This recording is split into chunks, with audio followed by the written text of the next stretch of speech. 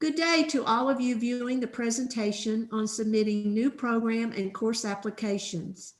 I am happy to be here to talk about how you can use CTE Trailblazer Data in implementing career cluster and preparing students for high skill, in demand, and high wage careers, and using the data to submit new courses in your school division.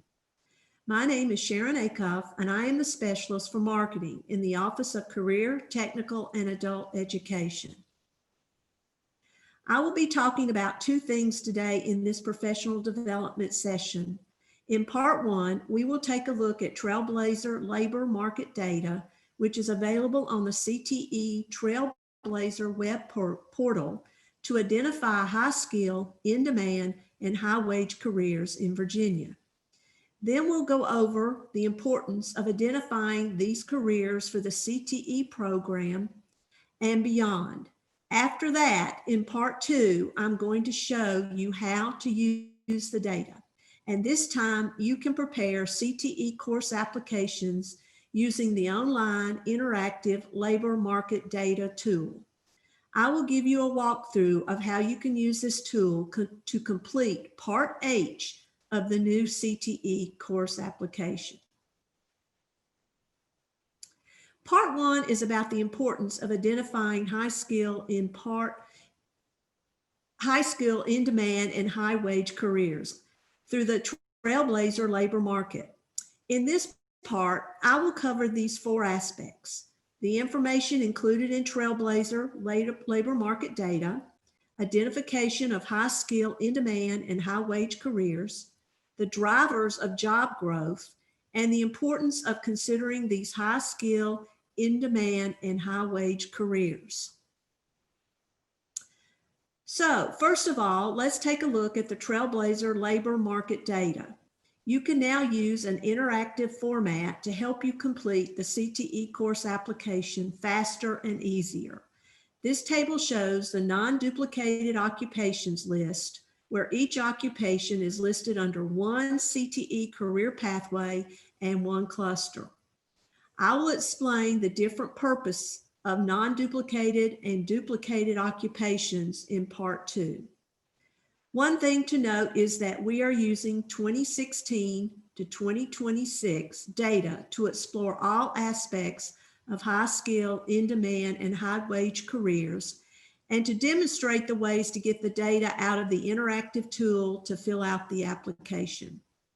As new labor market data is released for 2018 to 2028, you may notice new numbers, but the procedures will stay the same. Now, let's get back to the table of contents. In the first four columns, you can see the occupation title accompanied by their respective career cluster, career pathway, their unique SOC code, and occupation title. From these four columns, you can learn how occupations are organized and categorized by career clusters. Besides the occupations, the predominant level of education and training variable is highlighted in green, and that shows the skill level required for an occupation. And the demand shows how the economy of Virginia and labor market workforce investment areas need employment in that specific occupation. Other variables like estimated employment, projected employment, numeric change, percent change, and annual job openings, which I highlighted in pink, reflect the demand for each occupation. As you scroll on out on the table, and not shown on this slide, are wage information such as annual mean wage and annual median wage. One important variable, non-traditional gender status, is added to this table. This one shows if male or female is underrepresented in an occupation, and you can design the courses based on this information. So this graph summarizes the variables that will help us tell apart high skill, in demand, and high wage careers in the labor market Trailblazer site. As we now know what variables to look for, we can now identify high skill, in demand, and high wage careers using these variables. So first of all, I will go over the identification of high skill careers. Trailblazer labor market data uses BLS data to determine the predominant level of education and training. This variable includes 3 pieces of information: predominant level of educational attainment, training or certification and work experience. Each occupation has a typical entry-level education, that is the minimum level of education required.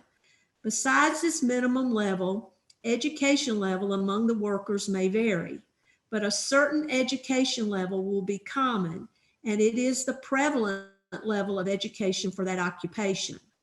The predominant education level for an occupation is chosen by comparing its entry level of education and prevalent level of education.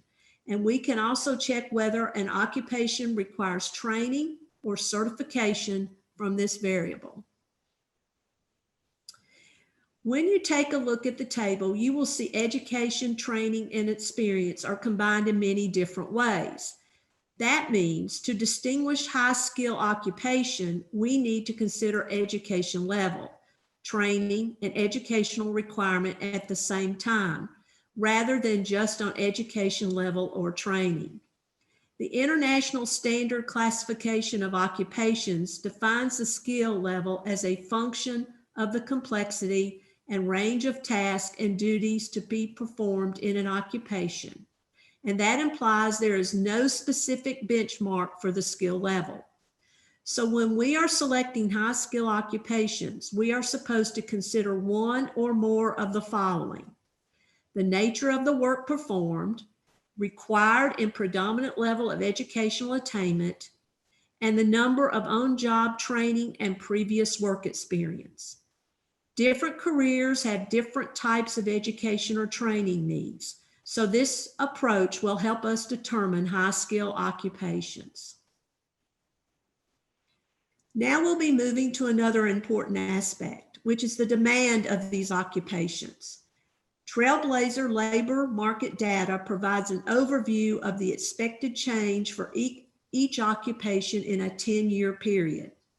So we will be looking at 2016 through 2026 employment projection data to identify the demand from baseline and projected employment, the change within the 10-year period in both percentage and numeric, and annual job openings.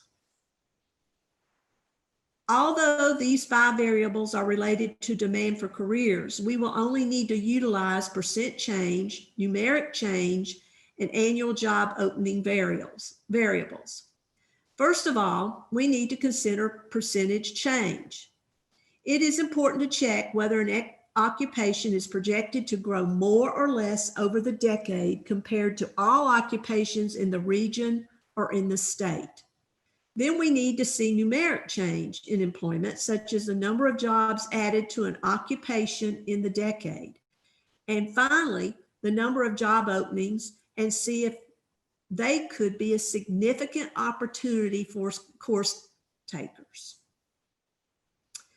One thing to note is that a higher percentage of job growth does not always mean that there will be significant numeric change for that occupation. The table shows the occupations under the therapeutic services pathway in the health science cluster. For the physical therapist assistant occupation, there will be a 35% increase in the number of employment over the decade. However, it will only add 60 positions. On the other hand, there will be 189 openings for registered nurses, but the percent increase for this occupation is only 19%. So in classifying in-demand careers, we will need to consider both the numeric and the percent change figures. You will also see this type of occupations while filling out new CTE course applications, which we will be mentioning again in part 2. Finally, we will be identifying high-wage occupations. As you have learned in the previous slides, Trailblazer labor market data contains two types of wage, median and mean wage. Mean wage is calculated by summing the wages of all employees in an occupation and then dividing them by the total number of employees in that group. Median wage represents the wage level in which half of all workers in a designated group earn more and half of the workers earn less. So by comparison, mean wage can be affected by extreme values, and the median wage can provide better, accurate wage information. We can use this wage data to identify high wage occupations. First of all, we are identifying high skill, in demand, and high wage careers because it is mentioned in the Strengthening Career and Technological Education for the 21st Century. The purpose of the Act is to prepare students for high skill, in demand, and high wage occupations. One important thing is that the state is required to promote high skill, high wage, and in demand occupation to receive grants. The Perkins Act aims to let students make better career and education decisions through a career guide and academic counseling program, which exposes students with high skill, high wage, and in-demand occupations.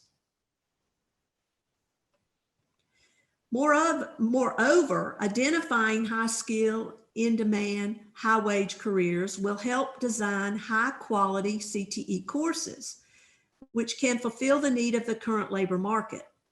This data-driven identification will also make the CTE programs more sustainable, as it will prepare students for their lifelong career.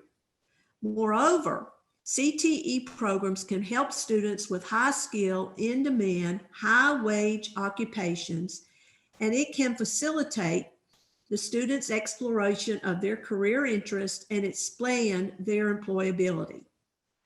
Overall, knowing what careers are high skill, in demand, or high wage is an important step in creating smarter, better trained workers for Virginia. That can boost productivity, and that could consequently make our economy stronger. We provide quantitative information on high skill, in demand, high wage careers in our CTE Trailblazer portal. Use this data in combination with good community relationships to make sure you are preparing your students for the workforce that they will be facing in the years to come. Next, I will show you how to use this data to fill out the new course application. The remainder of this presentation will focus on what is needed to complete a new program course application and how to use Trailblazer's labor market data to complete the labor market employment data section, part H of the new CTE program course application. The new interactive pages, which first started with the 2016 to 2026 data, allow access to all information needed to fill out the new course application by scrolling and hovering over items to view more information. No download is needed, and this will make it much easier and more efficient to fill out the application.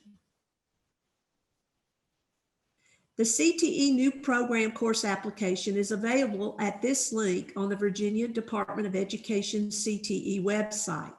This video recording will be posted on the 2020-2021 training series for administrators webpage at the link shown on this slide.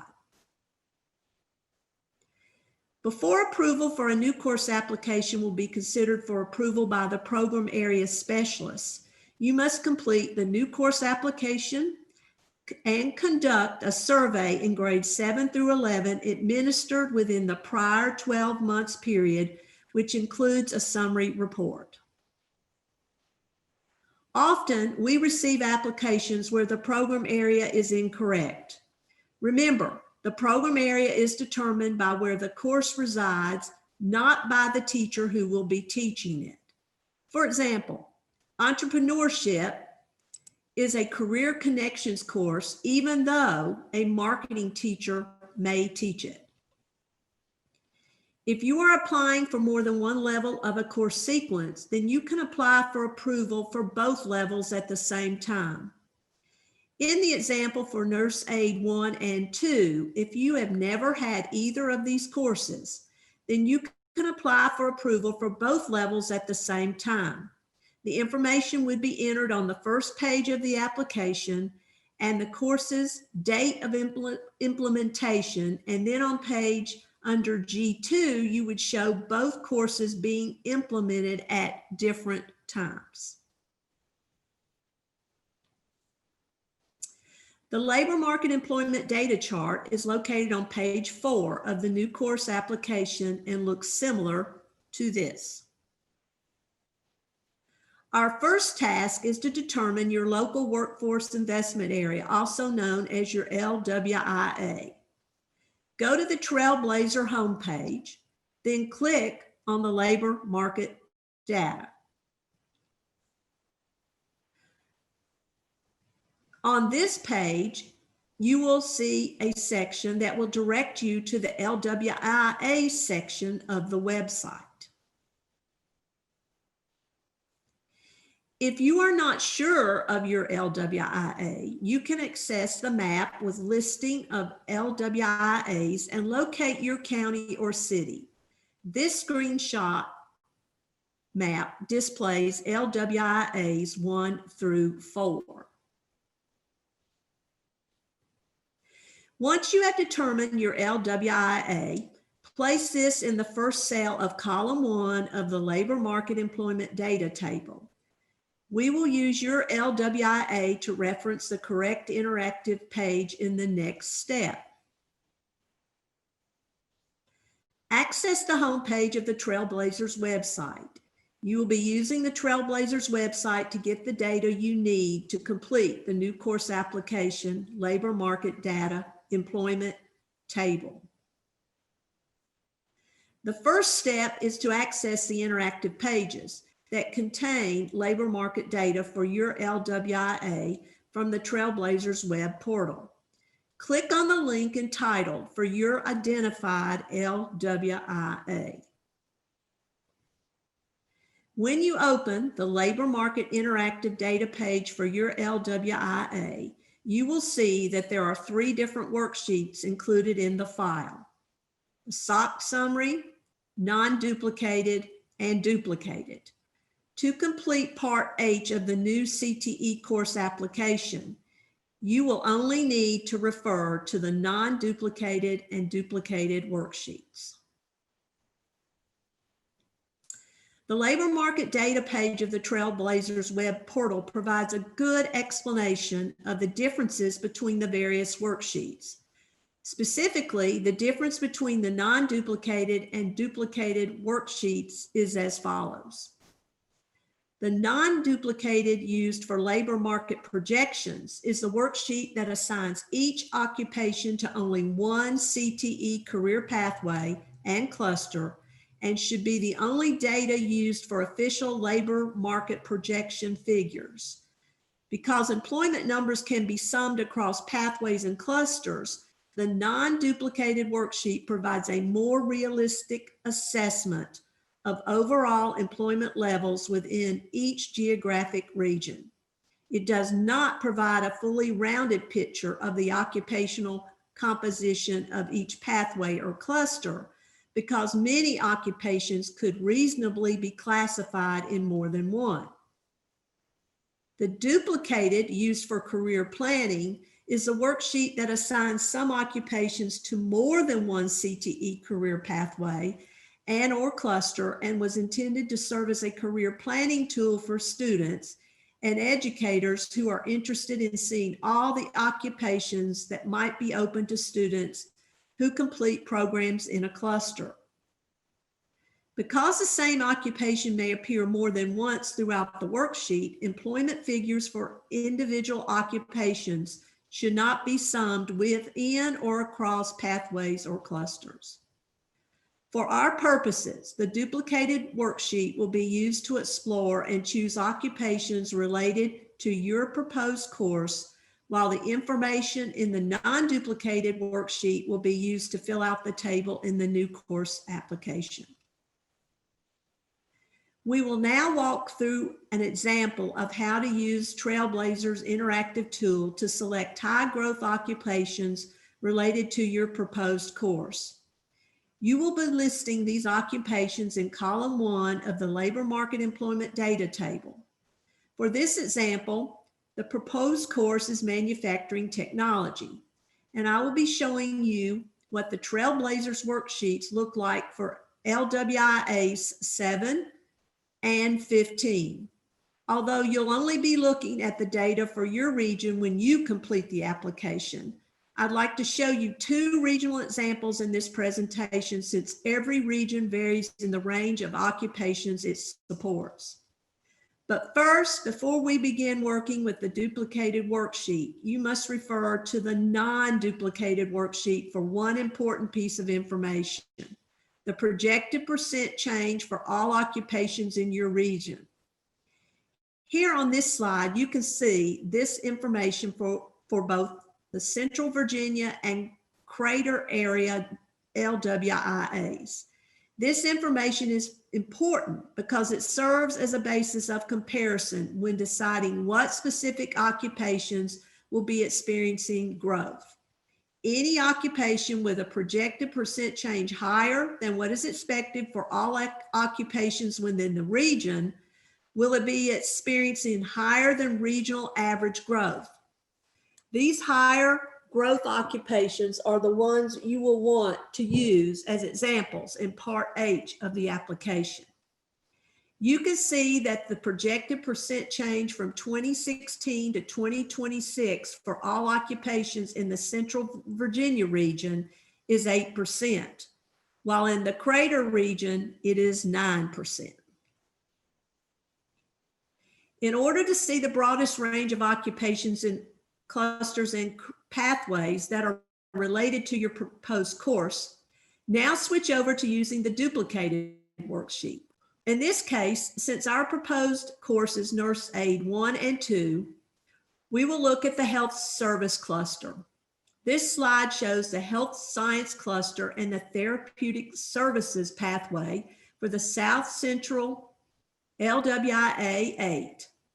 I have highlighted in orange all the occupations in this pathway that are projected to have greater than regional average growth. That is a percent greater than 8%. I have decided for the particular course that I am proposing, the occupations highlighted in green are the ones most relevant for my particular course. So I will use them to complete Part H of the application. At the right of the slide, you will see how I have filled in column 1 with the appropriate information.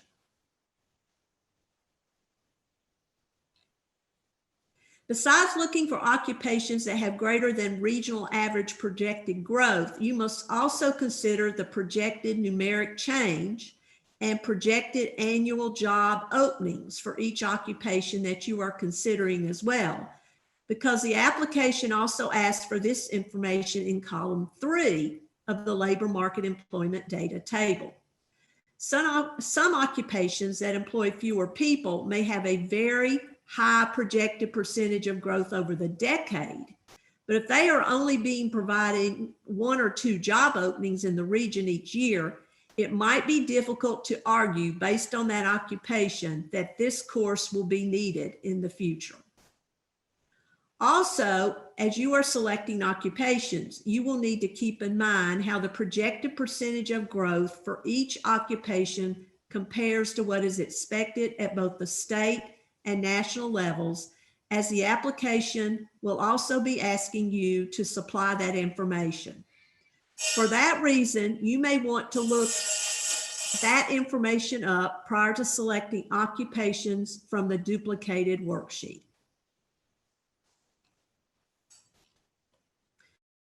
Filling out the remaining columns of the data table in Section 8, Part 1 requires you to use the non-duplicated worksheet of the interactive Trailblazers labor market data page for your LWIA. For the occupations you have identified, you will find all the data necessary to complete the labor market employment data table by hovering over the data in any of the 7 columns on the right side of the page in the row that corresponds to that occupation. A pop-up box will provide all the necessary data under the heading CTE New Course Program Application Information. This is a significant change from before. You no longer will have to download multiple Excel files or go to separate pages such as the BLS site. All the data needed will appear on one page in a box that appears once the mouse cursor hovers over the corresponding occupational data. Just transfer the numbers into the labor market employment data table as shown here.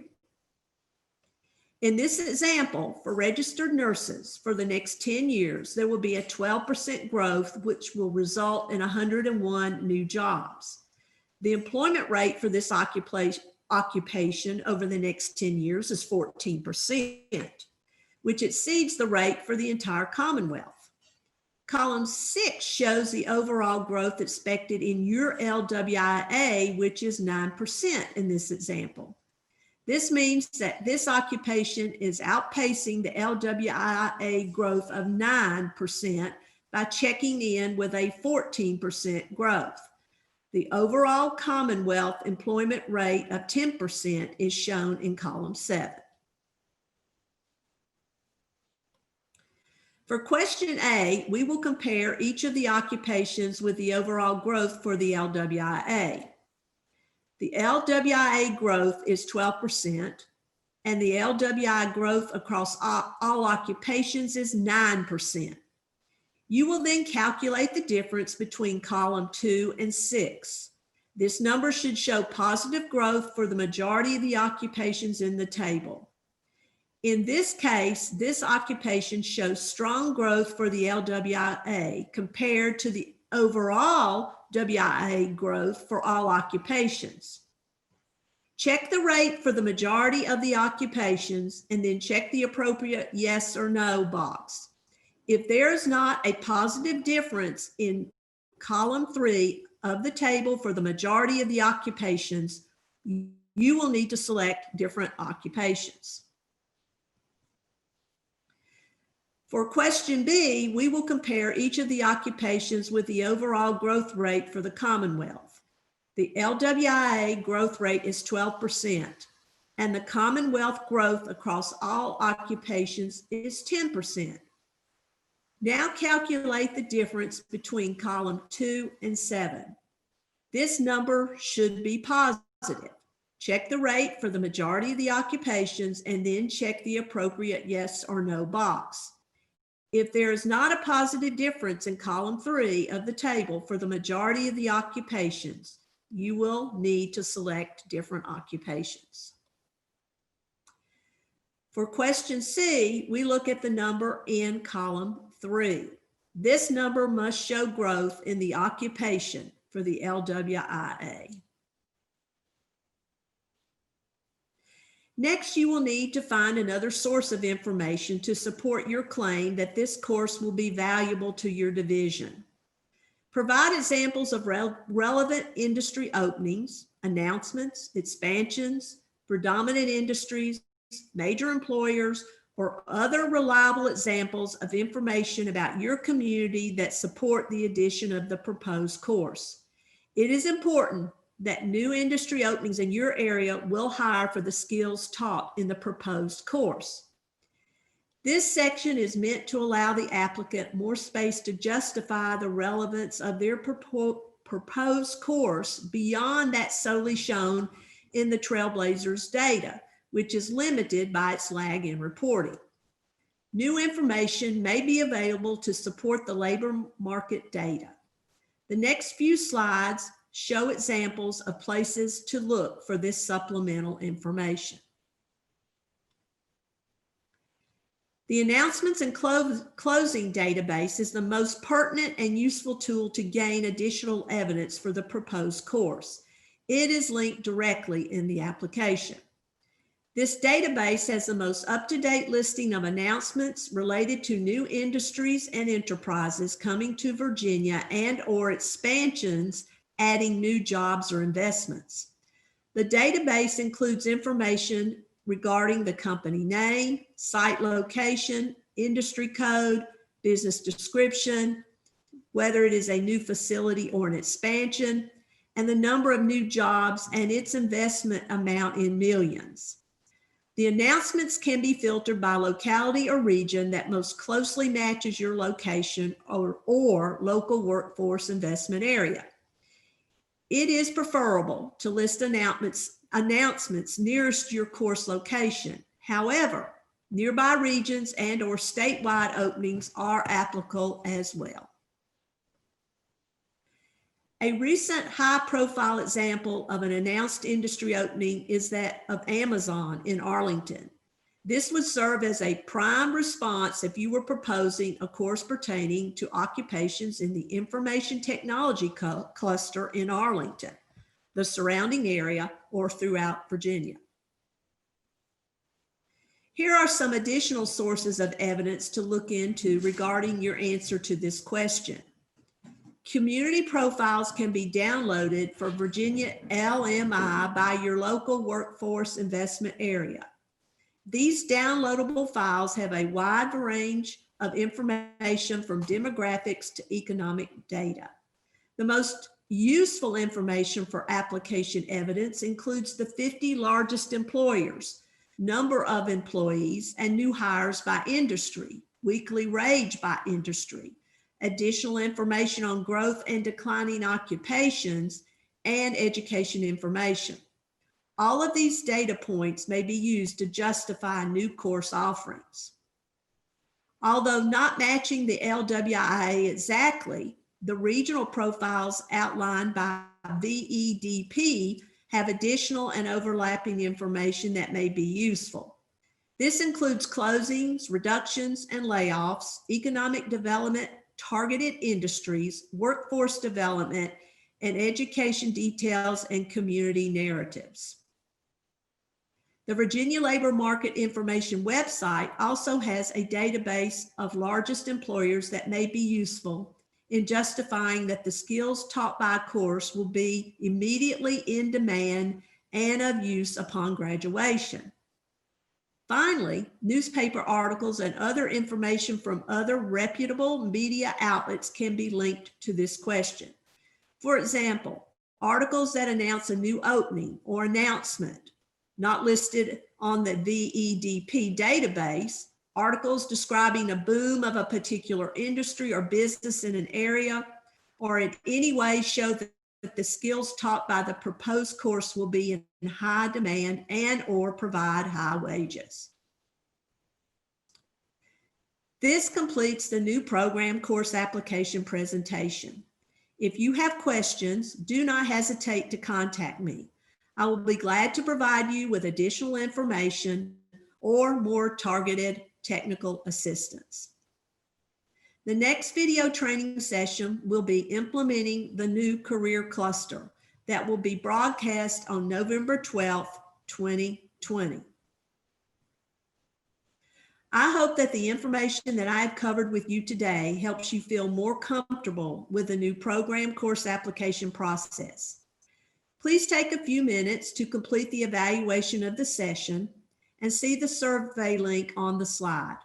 You can also access the link on the professional development webpage under the materials for this session. Your feedback is valuable to us in assessing our technical assistance in this professional development series. Thank you so much for joining us today, and have a wonderful rest of the school year.